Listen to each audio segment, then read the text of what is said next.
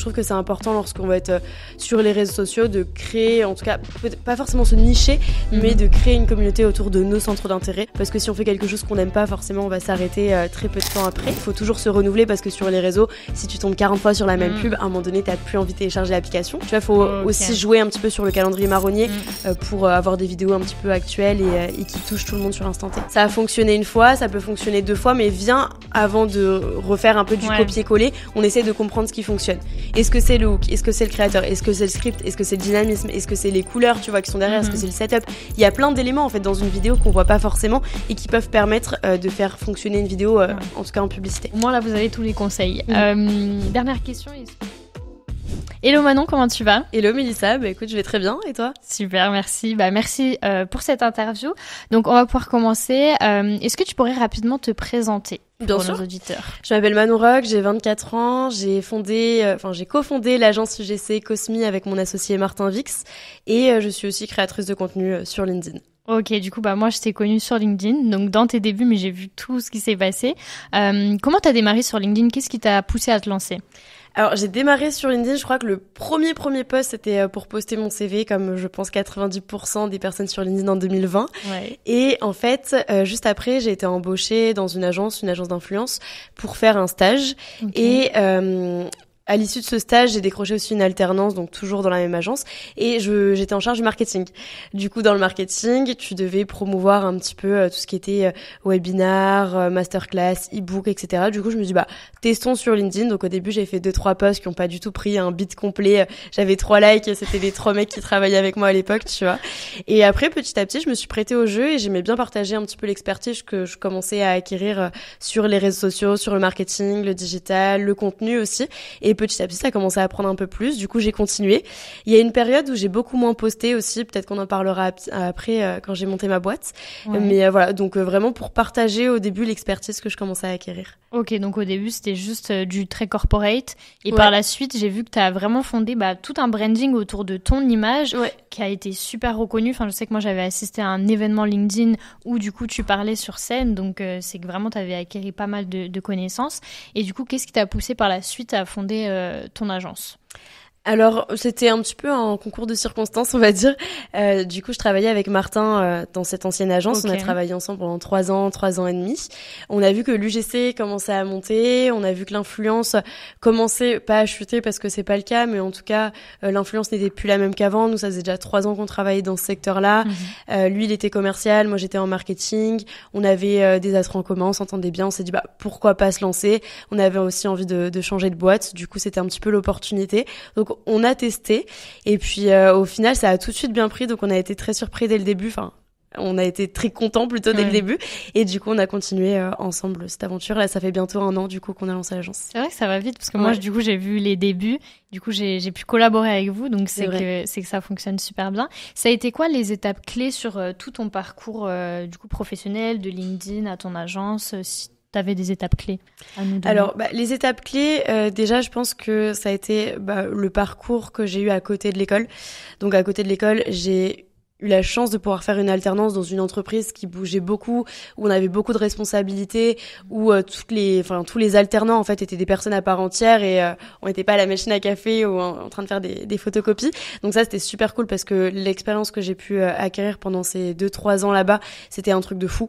Vraiment, il y avait pas de pôle marketing. On m'a dit OK, tu veux ouvrir le pôle marketing, très bien, on te fait 100% confiance, tu ouvres le pôle marketing, tu recrutes des gens, tu fais entre guillemets ce que tu veux, mais ce qu'on veut c'est du résultat. Donc t'avais quand même une grosse charge mentale qui était je m'y connais pas trop, j'ai jamais vraiment eu d'expérience dans le marketing, il faut que je me débrouille pour faire connaître l'entreprise pour laquelle je travaillais, etc. Donc ça je trouve que c'est hyper important d'avoir des expériences en dehors, si on est étudiant en tout cas en dehors de ses études. À côté j'étais freelance aussi, donc ça m'a permis tu vois de pouvoir me débrouiller un petit peu, enfin j'étais freelance aussi, donc j'imagine que tu connais. Et puis après ça, créer une communauté sur les réseaux, c'est pas avant tout avoir des abonnés, c'est vraiment partager et créer en fait une communauté à partir d'un sujet même. Moi par exemple, quand je parle de je te dis une bêtise, mais quand je parle de comptabilité, je sais que ça intéresse personne dans ma communauté parce que j'ai pas l'habitude de parler de comptabilité, parce que moi-même ça m'intéresse pas forcément, tu vois. Donc je sais que j'ai créé une communauté autour des réseaux sociaux, autour de la création de contenu, de l'entrepreneuriat et un petit peu du sport. Donc je reste, tu vois, sur ces thématiques-là parce que c'est ce qui m'intéresse et ce qui intéresse les gens qui me suivent aussi. Donc je trouve que c'est important lorsqu'on va être sur les réseaux sociaux de créer, en tout cas pas forcément se nicher, mais de créer une communauté autour de nos centres d'intérêt pour qu'on puisse continuer et que ce soit assez périn. Parce que si on fait quelque chose qu'on n'aime pas, forcément, on va s'arrêter très peu de temps après. Et pour la création de la société, comme je te dis, c'était plus une opportunité. Mais au final, il y a eu tellement... J'ai l'impression que c'est une vie qui s'est passée là en 1 an. C'est un truc de fou tout ce qui s'est passé. Mais en tout cas, être bien accompagné par des professionnels au niveau avocat, comptabilité, etc.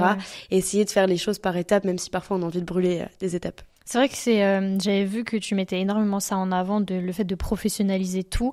Et il y a beaucoup de personnes qui se lancent un peu en freestyle et du coup ça coince à un moment. Donc je pense que vous avez fait ça bien, donc c'est vraiment top. Merci.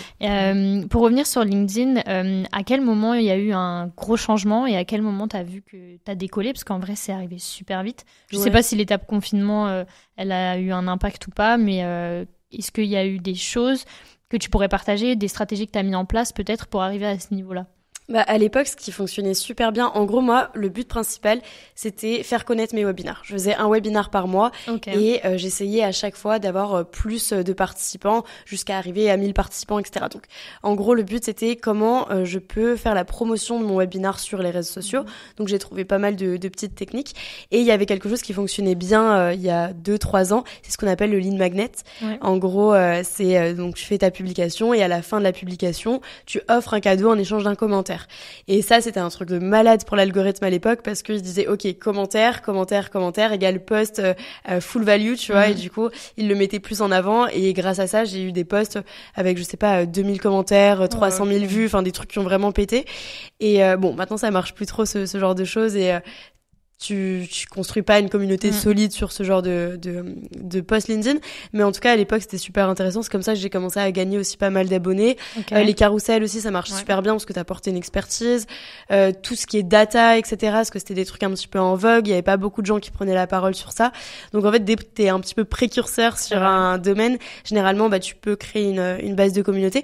Je sais plus quand est-ce que c'était que j'ai commencé à avoir pas mal d'abonnés entre guillemets. Je sais que le step 0-10 a été plutôt long. Par contre le 10-30 lui a été plutôt rapide, je m'en suis à peine rendu compte, tu vois. Là, j'ai un petit peu arrêté de poster parce que du coup ma boîte me prend quand même pas mal de temps, mais il faudrait que je m'y remette parce que c'est hyper important pour être visible, pour créer une communauté. Puis même moi de base j'aime bien partager du contenu sur LinkedIn principalement. Donc là je vais m'y remettre, mais c'est vrai que ça fait très longtemps que j'ai 30 000 et là je dois être à 35, je crois, un truc comme ça. Mais vu que je poste plus, ça monte pas en fait. C'est la récurrence qui fait que t'as des abonnés. Et du coup, pour ta boîte, la majorité des clients viennent de LinkedIn ou tout autre... Alors pas forcément. Toutes les personnes avec qui on travaille généralement nous ont connus pas forcément via LinkedIn, mais nous connaissent de LinkedIn. C'est-à-dire qu'ils ont déjà entendu parler de nous, ils ont déjà vu certains de mes posts, etc. Mais ils ont pas forcément pris rendez-vous via LinkedIn. Ils ont pris rendez-vous parce que parfois ils ont tapé agence UGC sur Google. On a beaucoup de bouche à oreille parce qu'on a une très forte rétention client. Donc généralement, quand un client nous prend des vidéos, après, il reste avec nous de manière annuelle et il en parle à ses potes, à d'autres entreprises avec lesquelles il collabore, à des partenaires, etc. Donc on a beaucoup de clients qui viennent de la rétention et du bouche à oreille. Et après, quelques-uns de LinkedIn. Sinon, on fait pas d'outbound, on fait pas de prospection. Donc pour l'instant, c'est full inbound et notoriété entre guillemets. C'est trop bien. Ça se passe comme ça. C'est trop cool. On n'a plus qu'à lancer l'outbound pour que normalement ça pète, mais bon, on verra. Trop bien. Et est-ce que vous avez une niche de clients ou c'est vraiment tout domaine? Franchement, on a tout. On accompagne beaucoup d'agences, des agences de pub, agences de com, agences d'influence, etc., qui n'ont pas internalisé l'UGC et du coup qui l'externalisent auprès d'autres agences comme les nôtres. Après, sinon, on va avoir beaucoup de grands comptes, beaucoup d'hypermarchés, beaucoup d'agences d'autres agences assez grosses. Et après, sinon, on va avoir aussi pas mal de tech, donc des applications. On va avoir pas mal de mode, de beauté, cosmétique, beaucoup dans la parentalité, maternité, enfants, jouets. En vrai, c'est hyper divers et varié. Il y a beaucoup d'écoles aussi. Là, c'est bientôt la rentrée. Il y a énormément d'écoles en ce moment. Mais tu vois, il y a vraiment de tout parce qu'en fait, l'UGC, tant que t'es un utilisateur, tu peux faire des vidéos. Donc, c'est pas vraiment niché. Ok, et donc moi du coup je suis dans le groupe WhatsApp des sélections. J'ai vu le groupe grandir, c'est-à-dire qu'au début on n'était même pas une centaine et aujourd'hui je ne sais plus on est combien. Là il y a 900 personnes. Quand je vois les nombres de candidatures, ça s'est passé super vite. Comment vous avez géré le process autour de ça? Alors franchement on n'a pas du tout cherché à recruter des créateurs. Ouais, tout le monde est venu à vous. C'est qui venait à nous. Bah après... Tu vois, généralement, les créateurs, eux aussi, ils veulent du business et le business, ils les ont via 2 leviers principaux. C'est soit les plateformes du GC, soit les agences du GC. Donc, généralement, tu vois, dès qu'il y a un créateur qui connaît une agence, il en parle un peu à ses potes en mode bon plan, etc. Donc, c'est vrai qu'on a eu une grosse montée d'inscrits et puis c'est super simple. Tu vas sur notre Instagram, t'as le lien, tu remplis le formulaire, tu mets ton portfolio et tu rentres dans le groupe et là, t'as l'opportunité d'avoir accès à tous nos clients qui sont plutôt premium comme tu peux le voir. Donc, c'est assez intéressant pour les créateurs UGC. Et comment vous gérez en interne, par exemple, une campagne? C'est-à-dire que vous avez un client qui vous demande quelque chose. Comment vous présentez les profils? Comment ça se passe? Alors, en gros, nous, il y a plusieurs phases avec le client. Il y a une phase de kick-off, donc pour le lancement, où on va récupérer le message, la cible et en fait s'assurer qu'on est en accord sur les mêmes choses. Après, on va lui présenter un casting. Donc, ce qu'on fait, nous, pour le casting, c'est qu'on va mettre un message dans le Cosmic Club, ou dans le groupe WhatsApp dans lequel tu fais partie. Après, nous, on va trier les profils pour voir s'ils correspondent ou non. On va pas présenter tous les profils, parce que comme tu as vu, il y a 200, 300 participants, donc ça fait beaucoup aux clients. Donc, on sélectionne les meilleurs profils selon nous. On lui montre les profils avec des exemples de vidéos, comme ça, lui, il peut se projeter sur les vidéos. Il nous sélectionne les profils. Nous, après, on va lui présenter tout ce qui est concept, script, etc. Parce qu'on rédige, nous, en interne, les scripts pour s'assurer que le message soit bien transmis et que surtout, la publication, elle performe sur les réseaux sociaux parce que vu qu'on crée des centaines et des centaines de vidéos par mois, on sait ce qui fonctionne pas en fonction du marché du client. Donc, du coup, on va lui faire valider le script et le casting. Une fois que ça s'est fait, on envoie toutes les informations au créateur. Et dès que le créateur a tourné la vidéo, il nous envoie les rushs bruts, donc il monte pas la vidéo. Nous, on récupère les rushs et on a des monteurs spécialisés en snack content en interne qui vont monter la vidéo et qui vont s'assurer que ce soit en accord avec chaque plateforme et optimisé pour les réseaux du client. Ok, génial. Et vous faites la partie pub aussi intégrée ou non, pas ça? On fait pas le media buying. Ouais. Alors, on fait pas que de l'organique. Nous, on fait des vidéos publicitaires aussi pour les marques, mais par contre, on les met pas en publicité. C'est-à-dire que nous, on livre le contenu et après, soit ils ont des média buyers en interne, soit ils ont des agences qui leur font leurs ads. Ok, top. Je pense qu'on a répondu à pas mal de choses. Par la suite, est-ce que tu aurais une petite story à nous raconter d'un client à succès ou un truc carrément. Qui s'est bien passé, quoi? Student Pop, je sais pas si tu connais, c'est une application pour les étudiants. En gros, c'est une application qui te permet de trouver un taf à côté de tes études dans ta zone, à proximité de chez toi. Donc, trop bien. Et en fait, pour l'histoire, c'est une application que moi j'utilisais quand j'étais en école de commerce pour me faire un peu d'argent à côté, tu vois, pour les sorties, payer le loyer, etc. Et du coup, cette application, je la connais depuis super longtemps et on l'a eu en lead et je me suis dit trop bien, c'est une chance de ouf de passer de moi utilisateur à eux utilisateurs de ma première boîte. C'est un de nos tout premiers clients. D'ailleurs, on les accompagne depuis maintenant plus d'1 an. Donc trop chouette. Et avec eux, on fait plusieurs vidéos par mois. Donc aujourd'hui, je pense qu'on a dû faire une 40aine de vidéos, je pense, avec eux. Donc on a vraiment exploité pas mal de formats. Et ce qui fonctionne trop bien avec eux, tu vois, c'est dès les 3 premières secondes, dès qu'on parle d'argent. Parce que on est sur des étudiants qui ont envie de gagner de l'argent. Donc c'est un hook qui fonctionne très bien. Le hook, c'est, tu sais, l'introduction d'une vidéo. Et du coup, on sait que dès qu'on a une vidéo hyper dynamique où le créateur parle super rapidement, où on parle d'argent, on donne des conseils et à la fin, en call to action, on dit télécharge l'application Student Pop, on sait que cette vidéo, elle va performer. Et du coup, on en a fait plusieurs comme ça qui ont fait des millions de vues. On a des coûts par clic qui sont aux alentours de 30-40 centimes et pour les meilleurs 20 centimes. Donc, on est sur des publics qui fonctionnent très bien. C'est trop bien ça. Et j'avais une question, je l'ai perdue. Ah oui, est-ce que vous avez eu des problématiques des fois à ne plus trouver d'idées? Parce qu'un client que tu accompagnes sur 1 an, est-ce qu'il n'y a pas trop de récurrence ou est-ce qu'au final vous utilisez toujours les mêmes contenus qui fonctionnent? Alors, ce qu'on essaye de faire, c'est on essaye de prendre 10%. En fait, tous les mois, tu vois, ils ont un nouveau pack de vidéos, parce que nous, on fonctionne par pack de vidéos. On essaye de garder 10% sur ce qui fonctionne. Donc, soit on reteste le même créateur qui a bien performé pour savoir si c'est le créateur qui fonctionne bien ou alors le script. Et on essaye de garder aussi l'idée principale du hook qui a bien fonctionné pour voir si, pareil, c'était le moment de sortir ce hook ou si ça fonctionne bien sur du long terme. Après, il faut toujours se renouveler parce que sur les réseaux, si tu tombes 40 fois sur la même pub, à un moment donné, t'as plus envie de télécharger l'application. Donc on essaye toujours des nouveaux concepts, on essaye de rebondir sur des trends du moment, donc des trends TikTok.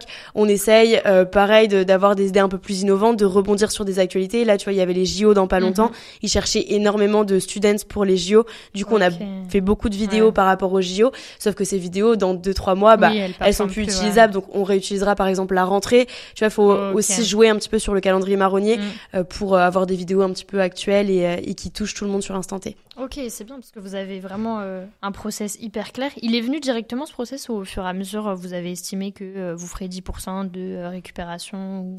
Alors, il est plutôt venu avec nos clients long terme parce que tu sais, au début, quand tu commences, vu que t'as pas d'engagement, etc., avec tes clients, tu le vois pas forcément. Mais après, on a toujours eu cette logique de, ok, ça a fonctionné une fois, ça peut fonctionner 2 fois, mais viens, avant de refaire un peu du copier-coller, on essaie de comprendre ce qui fonctionne.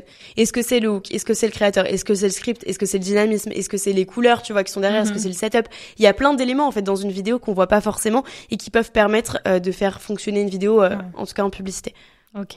Et je pense qu'il y a pas mal de créateurs qui vont nous regarder. Est-ce que tu aurais des conseils pour eux, toi qui es agence, qui connais les marques, soit pour qu'ils se lancent ou soit pour qu'ils performent? Parce que je sais que moi, j'ai beaucoup de personnes qui me posent des questions en me disant comment tu as autant de contrats, comment ça se passe. Vous, qu'est-ce que vous recherchez vraiment chez un créateur quand il vient à vous, en fait? Nous, c'est principalement la qualité parce qu'on accompagne quand même de beaux clients. Donc, du coup, on peut pas se permettre de leur faire des vidéos un peu trop homemade. Tu vois, je sais qu'avec l'UGC, parfois, on a ce phénomène de ugly ads, etc. Nous, c'est vrai que nos clients recherchent pas vraiment ça. Et les clients, en général, quand ils cherchent ça, ils passent pas par une agence, ils passent en direct avec les créateurs parce qu'ils ont pas beaucoup de budget ou parce que ils peuvent le gérer en interne. Nous, vraiment, nos clients, ils cherchent de la qualité à représenter tout type de créateurs. Donc, on a besoin de beaucoup de diversité dans nos castings parce que toutes les marques n'ont pas le même cœur de cible. Donc, nous, on doit représenter tout le monde. C'est pour ça qu'on accepte aussi beaucoup de monde dans le groupe, mais qu'on trie en fonction de la qualité. En fait, on va pas accepter tout le monde. C'est-à-dire que dès que tu remplis le formulaire, tu as après une phase de présélection où nous, on va regarder le portfolio. Si ça correspond aux critères, on te fait rentrer. Si ça correspond pas aux critères, on va plutôt te renvoyer vers notre formation, parce qu'on a créé une formation aussi pour aider justement les créateurs soit à se lancer, soit à monétiser leurs vidéos. Parce que comme tu l'as dit, il y a beaucoup de créateurs UGC aujourd'hui, mais qui ont pas forcément de contrat, qui savent pas forcément quoi améliorer, etc. Donc nous, on a créé une formation avec plein d'experts, donc des avocats, des comptables, des créateurs, des monteurs, enfin bref, vraiment toutes les parties prenantes pour ça. Et du coup, ça les aide à monter en compétences. C'est simple, tu le suis à la maison, c'est des vidéos, c'est accessible, 390 €, ça se rentabilise en 2 vidéos. Donc ça, c'est pas mal pour eux. Après, nous, ce qu'on recherche, c'est des exemples de vidéos. Donc il faut qu'il y ait absolument du facecam, parce que nous, on peut pas proposer un profil où il y a pas de facecam, parce que si dans le script, il y a du facecam et que dans le portfolio, il y en a pas, ça matche pas forcément. Après, il faut qu'il y ait aussi des formats assez divers. Donc, on va rechercher du vlog, de l'unboxing un petit peu, des pourquoi acheter ce produit, 3 raisons de... Enfin, vraiment montrer que tu fais pas un seul et unique format. Il faut que les informations soient claires aussi sur le portfolio. Pas trop de vidéos parce qu'on n'a pas envie de se perdre avec les vidéos. Toujours mettre tes meilleures vidéos en premier. Essayer aussi de les ranger par catégorie. Bien mettre visible le mail, les réseaux sociaux si besoin. Enfin, vraiment que ce soit clair et simple, que ce soit pour une agence ou une marque. On veut de la rapidité parce qu'on n'a pas le temps de passer 10 minutes, tu vois, par portfolio. Donc, il faut directement qu'on sache au bout de 1 minute si oui ou non tu seras quali ou pas pour la marque. Après, il faut être visible. Donc, visible, il y a plusieurs moyens, soit les plateformes UGC, soit les agences UGC, soit développer tes propres réseaux aussi. Donc, tu vois, c'est bête, mais par exemple, dans ton compte Instagram ou TikTok, mettre créateur UGC dans ta biographie, essayer de, je sais pas, de mettre des exemples de vidéos UGC que t'as, sur tes réseaux sociaux ou, tu vois, le mettre aussi en hashtag sur tes posts. Enfin, il y a plusieurs moyens d'être visible. Donner des conseils aussi, par exemple, ça peut aider. Mais, essayer un maximum d'être visible, prendre la parole, que ce soit sur LinkedIn, sur Insta, sur TikTok. Sur LinkedIn, on a beaucoup de créateurs qui trouvent des contrats sur LinkedIn. Ok. Ça, j'ai jamais encore testé, j'avoue. Moi, j'ai que de l'inbound pour l'instant. Faut que je me mette à la prospection. Sur Instagram, en fait. Je mets même pas mes vidéos UGC, mais je mets des vidéos que je réalise personnellement, mais qui font très... Enfin, comme si c'était une vidéo UGC, quoi. Complètement. Et on vient directement me contacter comme ça. Mais il faut que je me mette à la prospection pour voir un petit peu comment ça fonctionne, etc. Donc, je vais m'y mettre. Sur LinkedIn, tu me diras ce que ça donne. Je te dirai. Donc, au moins, là, vous avez tous les conseils. Dernière question, est-ce que tu as des projets futurs que tu peux parler, que ce soit en rapport avec l'agence ou LinkedIn ou autre ? Projet futur, le développement de l'agence, évidemment. Là, on est en train de recruter 2 nouvelles personnes, donc ça va faire monter l'agence. On est déjà 4. 4 en full-time. Après, on travaille avec 3-4 freelances. Ouais. Donc, ça commence à grossir un petit peu. On a pris des bureaux, là, il y a quelques mois. Ah, trop bien. Ouais, ils sont juste à côté, dans le 2. Génial. Et là, on va faire un event aussi pour les 1 an de Cosmi. Ok. Après, on commence à faire un petit peu des campagnes internationales, donc on aimerait bien un petit peu se développer. Mais d'abord, l'objectif numéro 1, c'est d'être leader sur l'UGC en France. Okay. Et après, on verra. On commence aussi à se diversifier, à faire des tournages un peu plus produits, etc. Donc, on sort un petit peu de l'UGC. Ouais. Mais on reste quand même focus numéro 1, UGC et France. Et après, on verra pour le reste. En termes de projets, on a plus des objectifs pour faire grandir la boîte que d'autres projets parallèles. On a lancé aussi l'académie il y a pas longtemps. Donc, voir un petit peu ce que ça donne. Et puis voilà, c'est déjà pas mal. C'est génial. En tout cas, c'est un gros projet. Moi, je l'ai suivi depuis le début, donc je vous le souhaite. Et je pense t'es une de nos premières créatrices. Mais oui, c'est vrai. Donc, non, je suis persuadée que ça va fonctionner. Comment vous avez mis la chose en place, c'est très pro. Parce que l'UGC, ça s'est vraiment vite développé. Et si on n'attrapait pas les codes au bon moment, ça, je pense qu'on en a perdu en route. Mais Puis il y a des choses auxquelles il faut faire super attention. Je sais qu'il y a peu d'agences et de marques qui prêtent attention à ça, mais les contrats, les cessions de droits, il y a plein d'aspects légaux qui, au final, sont laissés de côté. Nous, par exemple, on fait partie de l'UMIC, je sais pas si tu connais, mais c'est l'Union des métiers de l'influence et des créateurs de contenu. Donc, en gros, on a accès aussi à tout ce qui est loi, etc. C'est accessible sur Internet aussi, donc tout le monde peut y avoir accès. Mais nous, notre but, c'est aussi de défendre les droits des créateurs, les droits des marques, et de faire attention à ce que tout soit légal, tout soit respecté, et que chacun y trouve son compte aussi. Parce que moi, je vois beaucoup de créateurs qui cèdent leurs droits à vie, alors que légalement, tu ne peux pas céder tes droits pour une vidéo à vie. Il y en a qui sont sous-payés comparé au travail qu'ils vont fournir. Enfin, tu vois, il y a plein d'aspects où je trouve que les acteurs prêtent pas encore assez attention à ça. Et nous, dès le début, on a mis un point d'honneur là-dessus. Donc, j'espère que les autres agences qui vont se monter, les autres marques qui vont vouloir faire de l'UGC vont prêter attention à ça, parce que c'est hyper important pour la pérennité du secteur, en tout cas. Ouais, c'est vrai que c'est important ce que tu dis, parce que je vois beaucoup de personnes, comme tu dis, sous-payées. Moi, je sais que j'ai lancé ma mère, du coup. Ouais. Donc, je l'ai aidée à se lancer. Et c'est vrai qu'au début, elle connaissait pas trop les codes. Donc, je l'ai beaucoup managée.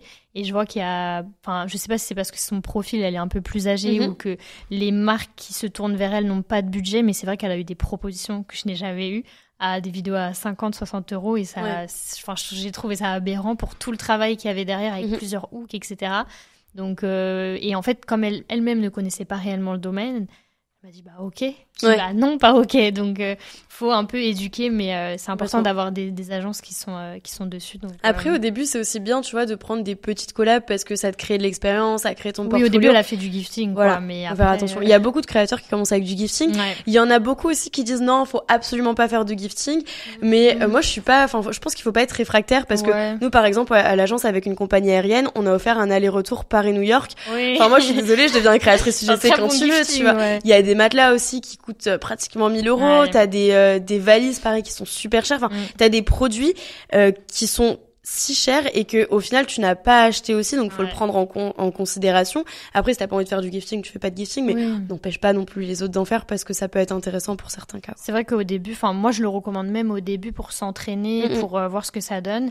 Et c'est vrai que sur le long terme, moi j'en fais plus, mais pour certains produits spécifiques, j'accepte. Soit parce que je veux vraiment le produit, que j'allais l'acheter, je me dis autant que ça serve. Mais c'est vrai que un aller-retour Paris-New York, ça ne se refuse c'est pas. C'est trop bien. Et après, faut faire attention, tu vois, t'es pas obligé de céder tes droits sur 3 ans. Tu peux dire un peu, ok, vu que c'est qu'une collab gifting, je te cède mes droits, mais sur 2 mois. Enfin, il y a toujours moyen de s'arranger et de négocier. Je trouve qu'un créateur UGC, et tout bon freelance d'ailleurs, doit avoir cet aspect de négociation. C'est vrai. Et il y a certains créateurs UGC qui manquent un petit peu l'aspect négo, en tout cas quand ils sont en one-one avec les marques, qui signent pas de contrat, qui signent pas de devis, et qui font pas forcément attention aux collabs qu'ils prennent, qui collaborent avec du dropshipping. Enfin, il y a des points un peu éthiques et responsabilités de chacun qui sont pas encore très carrés, quoi. C'est vrai, mais bon, du coup, avec votre agence, on va réguler tout ça. J'espère. Et ça va le faire. En tout cas, merci beaucoup pour cette interview. Plaisir. Merci à toi. Je pense qu'ils auront pas mal de conseils pour la création de contenu et tout le reste, donc merci beaucoup. Avec plaisir, merci Mélissa.